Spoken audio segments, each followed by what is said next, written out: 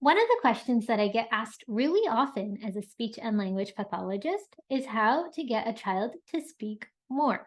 So I get this question especially from parents and caregivers of preschoolers, kindergartners, and even children who are well on their way to elementary school, second, third, fourth, maybe even fifth grade. So, obviously, when you're looking at having a child talk more, you have to go in a case by case basis to see what exactly is going on, what's preventing the child from talking more. But sometimes it's just about practice. Sometimes a child just needs to practice talking more. And it's a little bit tricky to teach your child how to talk more without stressing them out, which will make them actually talk less. So, I have a few quick tips that you can use to help your child talk more, whether they're in preschool or whether they're in fifth grade. So, let's get into a quick introduction and then I will go over my tips. Hi, my name is Amini. I'm a speech and language pathologist with several years of experience working with children and their families to maximize speech and language development. My private practice, Smarter Speech, is where I do the same.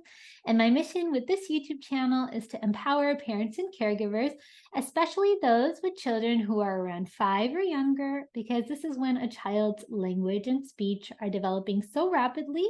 And little changes you make in the way you talk and play has huge implications, not just for how speech and language develop, but also for how learning develops down the line. So let's jump into it. How do you help your child speak more?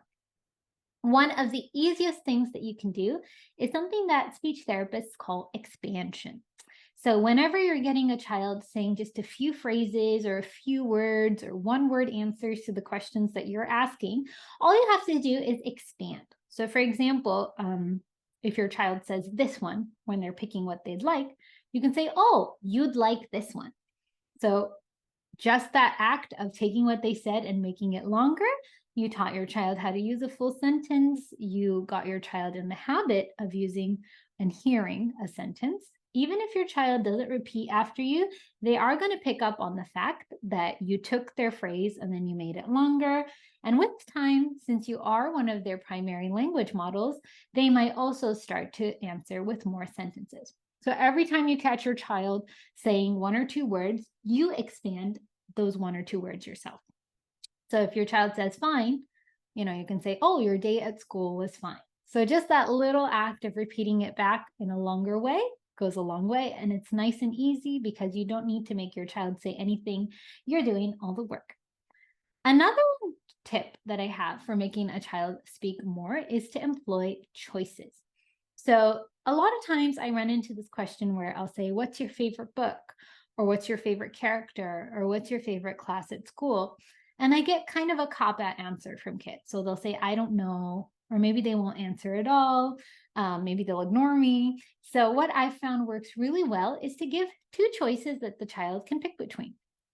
So you can say, "Oh, which one is your favorite movie? Do you like superhero movies or do you like princess movies?" So automatically you took away some of the work in that question. You took away the brainstorming and the thinking by giving just two options, and your child will listen and then will pick one of those options. So for anything you want to ask your child, whether it was, "How was your day at school?" You can say, "Was it a standard day or did something exciting happen?" Your child can say, "It was a standard day," which is still a lot more information than "okay" or "fine." So the use of choices and the use of expansion is a nice, easy way to get a little bit more engagement to your questions. Another activity that I recommend is summaries.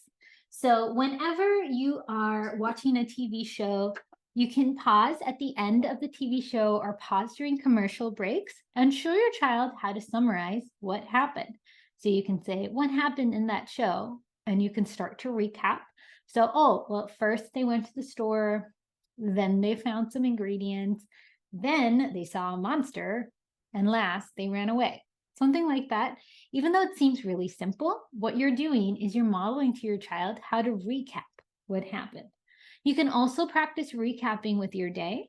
So at the end of the day, you can recap, "What did we do today?" "Well, we went to the park, we saw a movie, we played Legos, and then we got ready for bed." Again, seems really simple, but what you are doing is you're structuring for your child how to do a recap. And the more and more they hear that, the more likely it is that they will also recap with time. So, recapping what you did, recapping TV shows, maybe even books. So, say you're reading The Napping House together. After you're done reading the book, you can say, "What happened in that book?" Wait. If your child doesn't respond, that's okay. You can fill in. You can say, "Well, first the granny slept, then the boy slept, then the dog slept, then the cat slept, then the flea slept," and then go reverse. Then the flea woke up, then the cat woke up. So again, even though it seems a little painstaking, just those few minutes of you doing the recap gets your child comfortable with doing recap. So maybe 14 days from the time you start doing this, when you say, "What happened in this book?" for whatever book, your child might jump in and try their own summary. So that's a really nice, easy one too. And again, notice none of the pressure is on your child. The pressure is all on you and the way you're modeling and talking to your child to make them more comfortable with speaking in a certain way. The last tip that I have that can encourage your child to talk more is to use description. So, for example, I love playing I Spy with kids who are around 4 or 5 years old or older. So I'll play I Spy and I'll start to describe what something looks like, sounds like, tastes like, what color it is, what shape it is, and then the child has to guess what I'm describing. But even though we're playing a game, what I'm really doing is I'm teaching this child how to describe. So after doing this maybe 10 or 15 times, I might say, "Do you want to play I Spy? Do you want to go first?" And again, since the child has heard the modeling of how to describe so many times, it's more likely that they'll come up with something. Another great way that I like to do describing is with any sort of find it game. So you can use games like Spot It or I Found It, where there's a series of pictures. And then all you have to do is describe one of them and see if your child can find it. So I spy something brown and big that sleeps in the winter, and your child would need to find the bear. Of course, this isn't the traditional way to play the game, but I love having a bunch of pictures and then having the child listen to the description and then pick out a picture. So that's another easy way also that you can work on having your child talk more.